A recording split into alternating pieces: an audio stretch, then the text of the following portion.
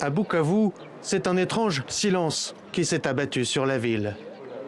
Dans les rues désertes, au marché, pas âme qui vive.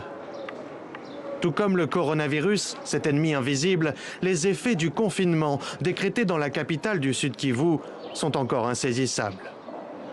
À la recherche des dernières provisions disponibles, quelques rares habitants ont bravé l'interdit, par nécessité. Chez moi, il n'y a rien, même pas un kilo de riz, et je n'ai pas d'argent.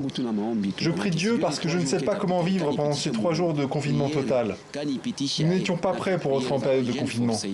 Faire des provisions, arrêter de travailler, de se déplacer, rester chez soi. Pour beaucoup ici, c'est un luxe qu'on ne peut se permettre.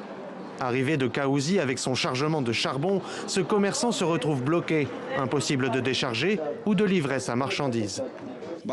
Ils se sont précipités en prenant cette mesure. Ils devraient d'abord commencer à réfléchir sur les conditions de vie des habitants.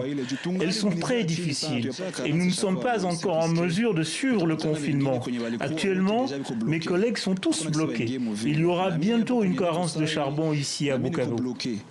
De la place de l'Indépendance aux grandes artères de la ville, la police a barricadé plusieurs quartiers. Elle contrôle les identités et interpelle les récalcitrants. Seules les ambulances, les ONG, les forces de l'ordre et les journalistes ont le droit de circuler. Pour le ministre de la Santé de la province, avec 28 cas confirmés et 4 décès, la mesure était nécessaire.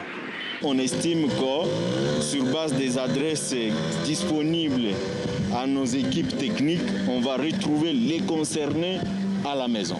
Isolée du reste de la province, Bukavu sera-t-elle encore longtemps silencieuse ? Le couvre-feu instauré dans la ville à partir de 20 h devrait durer 15 jours.